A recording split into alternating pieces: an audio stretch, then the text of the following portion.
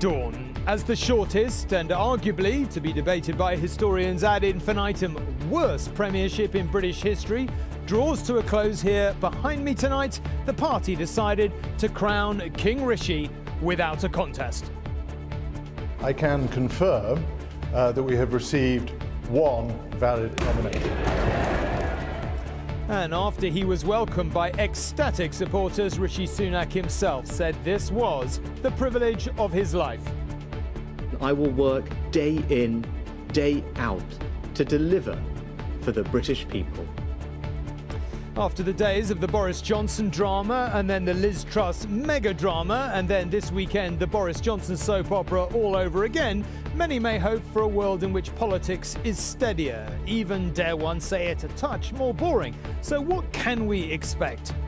A party divided. Can its new leader rally his troops? I'm here and I will be supporting Rishi Sunak as he becomes Prime Minister. He's got judgment. And will he be different? Yeah, he's going to be great. If one leader makes history on the way out, Rishi Sunak certainly makes it on the way in as the first British Asian man or woman to become Prime Minister. Carl charts his journey to the very top of British politics. To achieve what in my lifetime or Rishi as our Prime Minister is something really to celebrate. He faces huge economic problems, it's true, but it is a daunting in-trade from migration to Ukraine to fixing the NHS. And let the people decide. Well, they won't yet, so we tried to gauge the public reaction to this latest turn of the Westminster fortune wheel. He would straighten things up. Well, I've always voted Conservative, but I'm not sure I would now.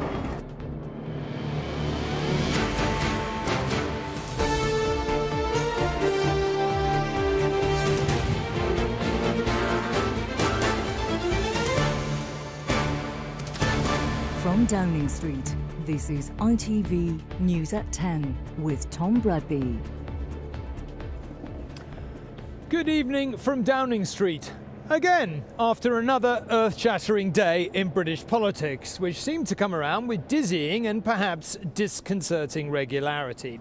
After the shortest and possibly, as discussed, worst premiership in the entirety of the 300 years or so of the office itself at the hands of Liz Truss, then the return of the Boris Johnson soap opera over the weekend and a desperate last-minute dash for the qualifying 100 by Penny Mordaunt, we ended up where many imagined we might earlier in the summer, with former Chancellor Rishi Sunak as the first British, Asian and Hindu Prime Minister. Quite a moment, whatever your politics, confirmed on Diwali no less. Not that he has time to celebrate. 3 months after resigning his job at number 11, he will replace Liz Truss at number 10 with both the nation and the party he now leads at a critical juncture. As the nights draw in these dark times for our economy, Mr. Sunak's apocalyptic predictions may have come true, but now sorting out the mess will fall to him, and some of his calls may not prove popular with his Conservative colleagues who remain fiercely divided. An early election is apparently off the cards, but Mr. Sunak will need to unify his party and drastically turn the country's fortunes around if he is to survive in the job. These MPs waiting for Rishi Sunak couldn't hide their excitement. Their man, our next Prime Minister, with a hug for some, but not all supporters. Some thank yous, a wave and a quick thumbs up. It is the greatest privilege of my life to be able to serve the party I love and give back to the country I owe so much to. The United Kingdom is a great country, but there is no doubt we face a profound economic challenge. I pledge that I will serve you with integrity and humility, and I will work day in, day out to deliver for the British people. Earlier MPs banged the tables in Parliament as Sir Graham Brady arrived. I can confirm that we have received one valid nomination. The Conservative backbench chair causing excitement because the room knew exactly what those words meant. Rishi Sunak is therefore elected as leader of the Conservative Party. It came after Boris Johnson attempted a comeback, claiming he had 100 MPs before pulling out. Penny Mordaunt conceded just 2 minutes before the 2 p.m. deadline, writing, "It is clear that colleagues feel we need certainty today. Rishi has my full support." But from the opposition, a single demand. Rishi Sunak was rejected by his own party membership only weeks ago. The people of this country now deserve us to go to the electorate to put our policies forward about how we're going to deal with this cost of living crisis. He should call an early general election. He's the second person in a row to be appointed as Prime Minister by Tories, not elected by the population. But most Conservative MPs are resisting calls for an election, like former Chancellor Sajid Javid, who also admitted he'd been wrong to support Liz Truss. So you regret not backing Rishi in the first place?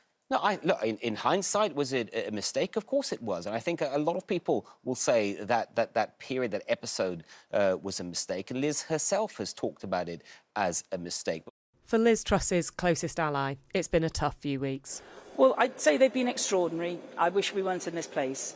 But that's behind us now. And I'm here and I will be supporting Rishi Sunak as he becomes Prime Minister. There was a very different mood among key Sunak backers, eager to speak, even through the bars of Conservative HQ. You must have been with Rishi Sunak when you saw that Penny Mordaunt had dropped out. What was his first reaction? I think one of a great sense of a huge responsibility that was now rested on his shoulders. And excitement? Yeah, I guess so. I guess we're all excited, aren't we? It's a new beginning. He's got amazing abilities, highly, highly intelligent. He's got bags of integrity. He's got judgment. And will he be different? Yeah, he's going to be great. And this man wants a rest. Is this the last time we'll see you for a while, announcing the results of Conservative leadership campaigns? I hope so. I think I did say a few weeks ago that I was hoping for a calmer and quieter time. Rishi Sunak is now leaving Conservative campaign headquarters. He has persuaded his party to back him. Now he has to persuade the country that he can tackle this economic crisis. Earlier he told his MPs they have one last chance, that if they fail to deliver, then they face being wiped out as a party. And with that, Rishi Sunak, who had started the day in a hired Mercedes and finished it in the prime ministerial Jag, was off. And Anushka has joined me here in Downing Street. Look, with the greatest respect to the Conservative Party, I'm not sure even their biggest fans would say that unity has been their watchword the last year or so, and perhaps longer than that. But it's crucial, isn't it, going forward? There's so many difficult things in his in-tray. What are the chances of him uniting his party? Well, look, I think they did a good show of it today. I was stood outside that meeting of MPs when Rishi Sunak addressed them. Out came Ian Duncan-Smith, former leader and a big Liz Truss supporter over the summer, and he said that had been an acclamation, that there was thunderous applause inside the room. I have to admit, we could hear exactly that. And you might say, well, it was all his supporters, but it wasn't. You saw we spoke to Therese Coffey, the Deputy Prime Minister, who's political ally but also best friend. Liz Truss has had this terrible time. She went there, she listened, she said she would support him. Also on the right of the party, the Kemi Badenochs, the Suella Bravermans, even some of the Boris Johnson acolytes coming over. Now you might say they saw the way things were going, and it's not like Rishi Sunak has no problems. There are plenty of members upset that a vote didn't go to them.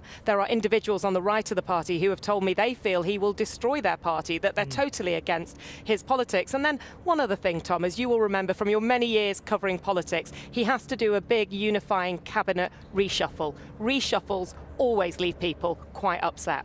It's one of those things people always say about reshuffles that'll underline their authority. One of the greatest misnomers in British politics. Anushka, thank you very much indeed. Now, when he met his MPs this afternoon, Rishi Sunak told them they had one chance to get things right. He warned that should they fail in that task, they face an existential threat. Well, to succeed, they'll need equality, about which Mr Sunak and his supporters have spoken often today. Unity that Anushka was just talking about there. Delivering it, though, well, that just isn't easy. Just ask his predecessors.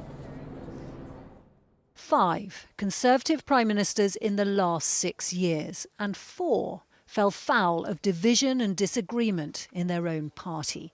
Can Rishi Sunak be the leader to finally unite them? Midway through the morning, as the cameras waited and watched, came the first sign from the Penny Mordaunt camp that there were those who thought unity was a greater goal than fighting to the end, when long-term supporter George Freeman urged her to step aside. Well, I think she could have run, and I think she might have won. But I think she took the right decision, that in the end, the party, the public, the markets would reward and want to see somebody putting national interest before personal interest. However, the Brexit-backing European Research Group could not bring themselves to swing en masse behind the former Chancellor ahead of the ballot. As a group, we were unable to collectively endorse either candidate. Whoever becomes the Prime Minister of the United Kingdom, we will unite behind them and assist them in seeking to unite the Conservative Party. Promised the group who did so much to bring down Theresa May.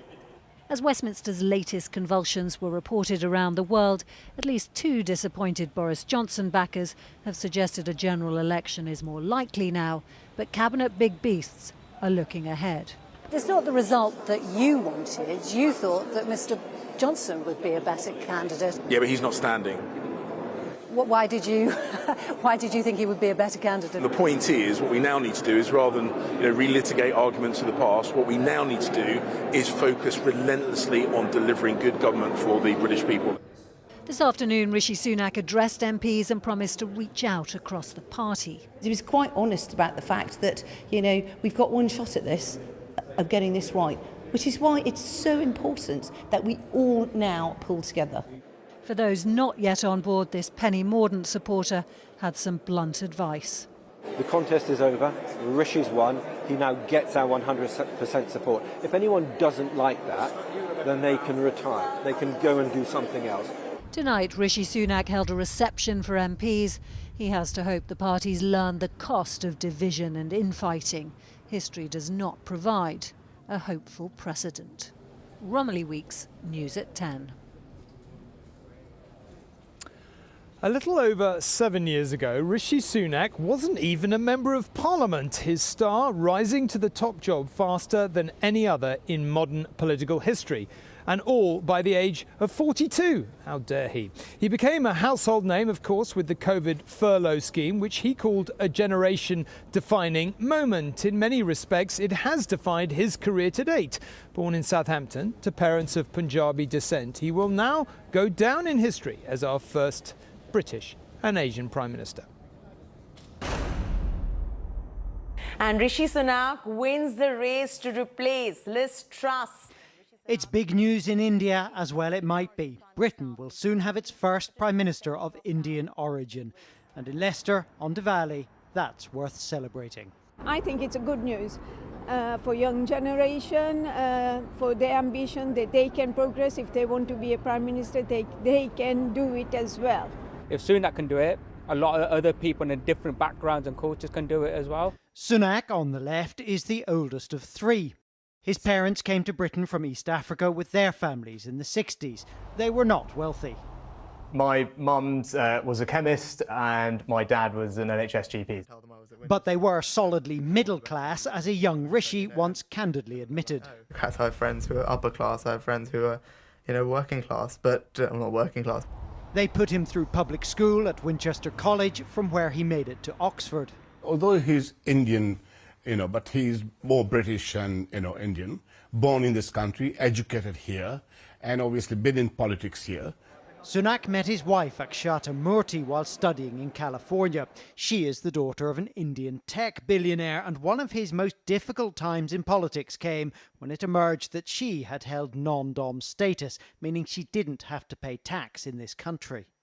He has been criticised for his wealth and his wife's non-dom status. She is an Indian woman. Her parents live in India. The business is located in India, although it's a global international company. And so she was still basically in her sort of an Indian tax status, living in the United Kingdom. That's been changed now. Not only the youngest Prime Minister of the modern age, Sunak is the least experienced as an MP, representing Richmond, Yorkshire for a mere 7 years. Good afternoon, Chancellor.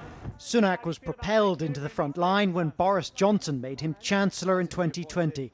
The pandemic had just started, and schemes like furlough made him, for a time, the most popular politician in the country. For the first time in our history, the government is going to step in and help to pay people's wages.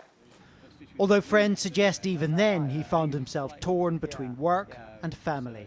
He was working like 16-hour days, but that's what Rishi's like. He's incredibly hard worker. Even when he was a local government minister, he worked extremely hard.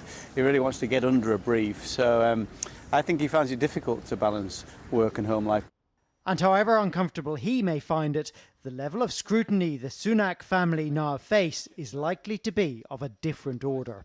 Carl Dinnan, News at 10, Westminster.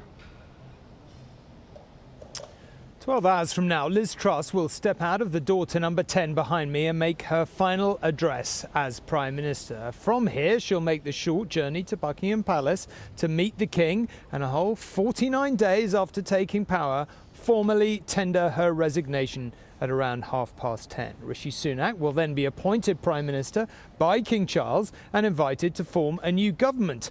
After that, he'll come to Downing Street and make his first speech as PM just after 11:30.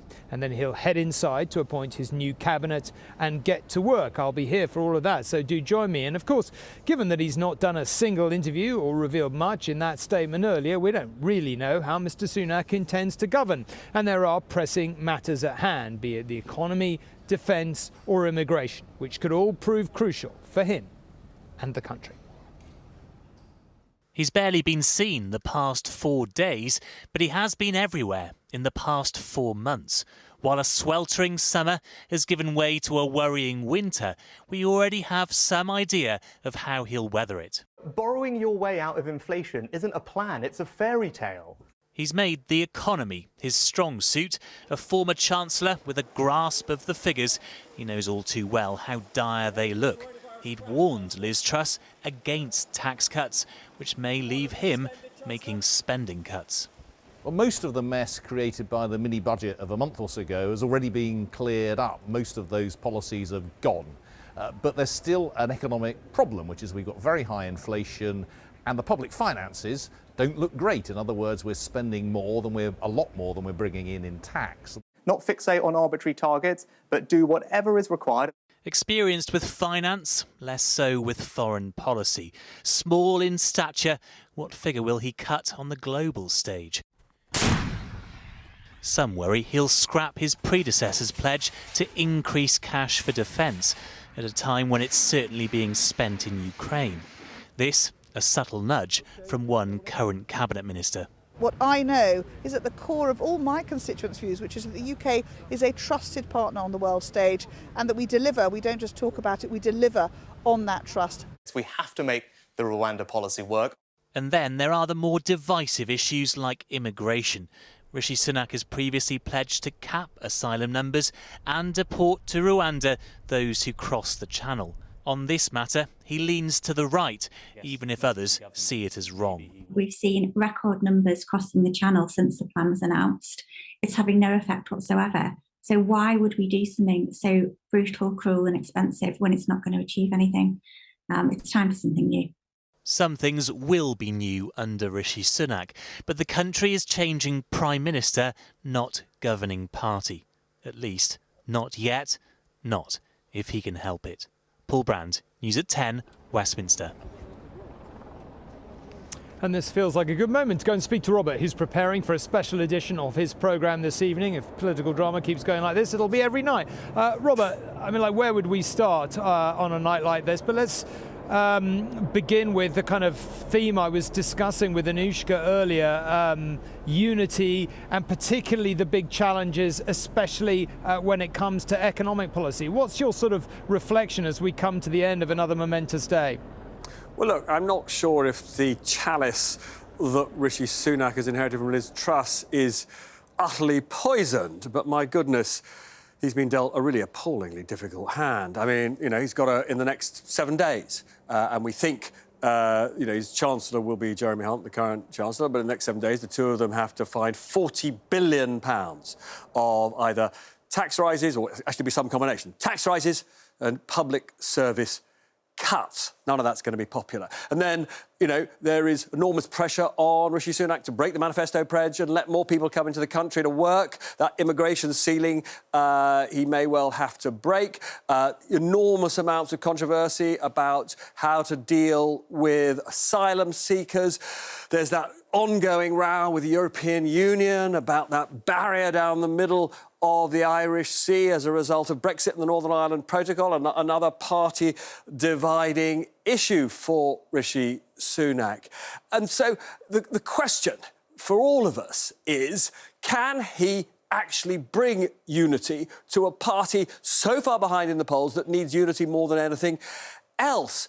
And so much of this actually now depends, frankly, on the behaviour of his last predecessor but one, Boris Johnson, because there are so many Tory MPs who are still bitter about the way that Rishi Sunak, they think, turfed out Boris Johnson, was disloyal to him. And they actually say that because he is the third Prime Minister since the general election, there ought to be a general election. Now, if people like Nadine Dorries and Jacob Rees-Mogg have been saying that, pressure on Rishi Sunak to have a disastrous, from the Tories' point of view, general election will only intensify. OK, Robert, thank you very much indeed. And you can watch that special edition of Robert's programme straight after us here on News at 10, straight after the regional news. It's been getting big audiences, Robert programmes, recently, and it's very good. So you'll be joining a big, happy throng watching. So do stay up and keep your TVs tuned. Now, with the war in Ukraine at a pivotal moment, Mr Sunak will enter number 10 without any experience in foreign affairs, so he will need to learn fast, clearly. James is in Kyiv for us tonight. James, he comes into office as a war continues to rage in Europe, a major test for any politician inexperienced on the world stage. Yeah, and at a particularly sensitive time, because today Washington, London and Paris sent a joint démarche, a strongly worded statement to Moscow about the Russian claims recently that Ukraine is somehow planning to explode a dirty radioactive bomb on its own territory. And the Western capitals are saying to Moscow, look, we see what you're doing, do not use this as any form of pretext for escalation. So it's a sensitive time. The Ukrainians have never made any secret of the fact that they wish Boris Johnson was still in office. They don't care about the domestic politics, but he has become such a symbol of Western support for Ukraine. They do worry, of course, about the lack of experience you were talking about that Rishi Sunak has. They worry too about that defence spending won't increase in Britain, and that may impact on aid. Sunak himself has tried to reassure them. His team, at least, have put an article in the Kiev Post today saying, we Brits will always remain your strongest ally. The people of the Ukraine will always remain by your side. And a senior government official here said to me this week, look, we are so convinced that the British people do support us that they wouldn't allow their leaders to do anything but be right out front in terms of supporting us. OK, James, thank you very much indeed. Well, Mr Sunak will be the third Conservative Prime Minister since the last general election, and it may well fall to him to defend that astonishing majority Boris Johnson won not 3 years ago. At the heart of that victory was the demolition job he did on Labour's red walls. So, perhaps unsurprisingly, many Tories are asking whether, after all the turmoil of late, the new PM has the appeal to defend those gains at the ballot box. Industrial Scunthorpe flipped from red to blue 3 years ago, voting in its first Conservative MP for a generation. But some northern voters are now losing patience. At the town's bowling alley, people told me Rishi Sunak must now set the economy on the right path and not veer off course. Because he's a businessman. I think he would straighten things up. What do you think of Rishi Sunak? Well, he didn't get voted in the last time, so I don't really see the point of him, taking over the country now, really, to be honest. It's just, it's a fad. Well, I've always voted Conservative, but I'm not sure I would now. And after the political chaos, the manager here will be changing her allegiances. They had a manifesto. They said that they was going to do this for the country, help with the cost of living, and then they've just U-turned on it all. If there was a general election now, like Keir Starmer's pushing for, I would probably go to Labour just to see what they can do. But I do believe in Rishi Sunak. The fortunes of this town have always been closely linked to the shrinking steelworks, and some here say that the economic decline has deepened under the Tories. Rishi Sunak will have to turn things around in places like this if he's to win the next election. At the local butchers, Conservative voter Paul is thoroughly fed up. Will you vote Conservative in the next election? No, I won't. Why not? because they don't trust him anymore. Because look at Liz Truss. She lasted 5 weeks. Others are optimistic. The Conservative council leader here thinks the former Chancellor is the right man for the top job. What we need a strong leader who's going to be there delivering from the front, and I think it's really, really good for the country that we've got that. 20 miles away, Gainsborough has been solid Tory turf since the 1920s. At this family farm, they're hoping the political turmoil is now over. And hearing that Rishi Sunak will be the next Prime Minister, how does that make you feel? Relieved somewhat. I think it means that we're not going to another week's worth of voting within a Conservative membership that maybe didn't come out with the right answer last time.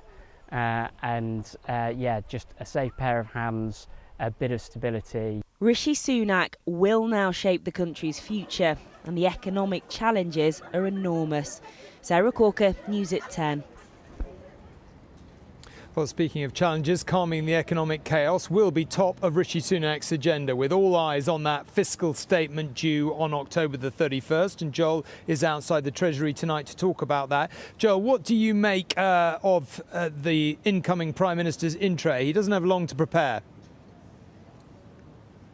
No, he walks straight into a crisis. Inflation is stubbornly high, interest rates are rising, the economy, from all the data that's out, looks like it's in recession, and the government's finances are in a mess. Rishi Sunak says he'll fix it. He hasn't set out yet how. The market reaction, though, today has made his job slightly easier. Government bond yields fell again.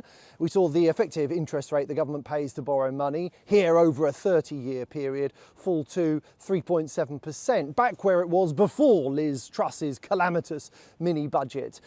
Investors' guesses as to where interest rates are going to end up also lowered. And this is good news. Lower borrowing costs means will save the government and taxpayers billions of pounds. What happens next, though, is entirely unclear. The Chancellor is likely to be Jeremy Hunt.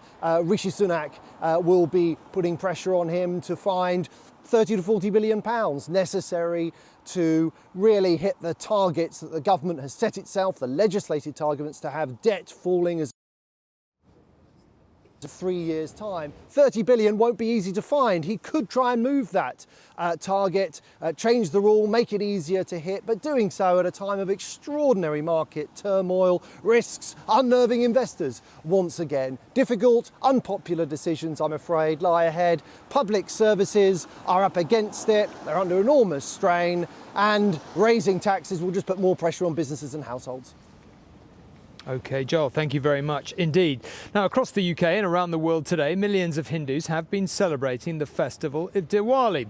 Celebrations are underway this evening across the country, and it has, of course, coincided with the historic news that Rishi Sunak will become the UK's first ever Hindu Prime Minister. And Paul, our UK editor, has joined me in Downing Street to talk about all that. Paul, when you think of our, imperial history, centuries of, like it or not, ingrained racism as at the heart of public policy making and all the rest of it, this does feel like quite a moment to the country. I mean, do you think that's fair?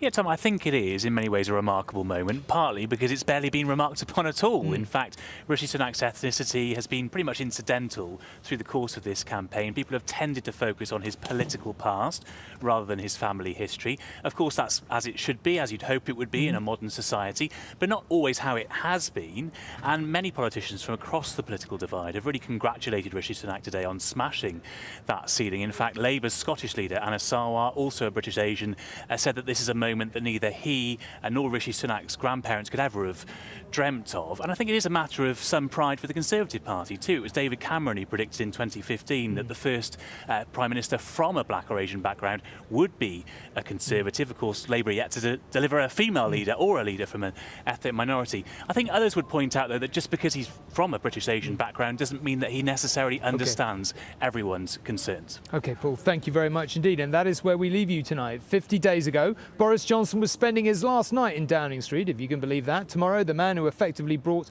about his downfall will begin his tenure. Rishi Sunak's record and that of the Conservatives will be judged by the public one day. But between now and then, he has to try to close the chasm to Labour in the polls, never mind the one within his own party. That's it from News at 10. Good night. Thank you for watching.